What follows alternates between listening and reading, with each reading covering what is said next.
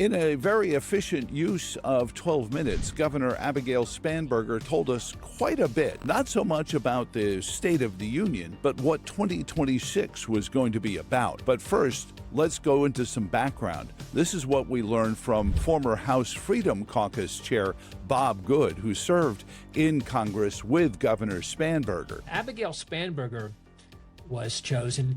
It was reported that Obama is the one who wanted her or who chose her. I think Barack Obama, unfortunately, is still the most influential Democrat in the country. But he wanted her because she's supposedly a moderate. And it says a lot about the Democrat Party today that Abigail Spanberger is the supposed representation of a moderate. Those are considerable coattails since President Obama visited the Norfolk area with Governor Spanberger in the closing days of the gubernatorial race, a move that seemed to give her at least a 4-point push in the final vote tallies. Now on to her address, where she did tell us several things about what 2026 will be about. Number one, affordability will still be a campaign issue, just as it was in 2025's Virginia General Assembly and gubernatorial race. Costs are too high in housing, healthcare, energy, and childcare. Because since this president took office last year, his reckless trade policies have forced American families to pay more than $1,700 each in tariff costs. What she also told us was the theme of 2026, while affordability will be the pretext, the subtext is going to be President Trump and his cronies in Congress are only doing what they're doing to make themselves wealthy. And so you have to ask, who benefits from his rhetoric, his policies, his actions, the short list of laws he's pushed through this Republican Congress? Somebody must be benefiting. He's enriching himself, his family, his friends. The scale of the corruption is unprecedented. Yes, it's like Back to the Future. The greatest hits of political campaigns gone by. Oh, great Scott!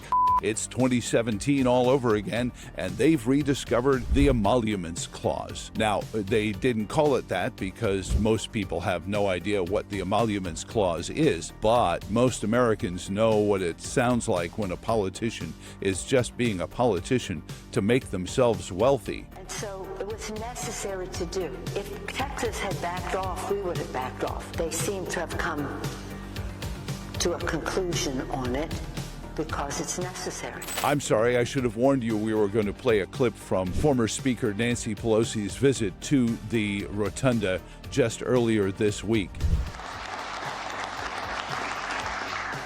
After working in law enforcement, I continued my career of service as a CIA officer, working undercover to protect the United States and our allies from global threats, terrorism, nuclear weapons, and the aggression of adversarial nations around the globe. The staging of her address was also very important, as they wanted her to be seen presidentially with a crowd of supporters clapping for everything that she said. What I find interesting is that in 2022, right after he assumed the oath of office, Senate Pro Tem President Louise Lucas began a campaign of criticizing every move Glenn Youngkin made as only setting himself up for an inevitable presidential run. What will happen if in about a year to a year and a half's time, Abigail Spanberger announces an exploratory committee to see if there's possible efficacy of, you know how it all goes. They'll obscure the fact that they're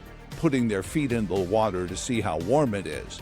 What will Louise Lucas say then if Abigail Spanberger actually turns out to be the one who is using the governor's office to run for president?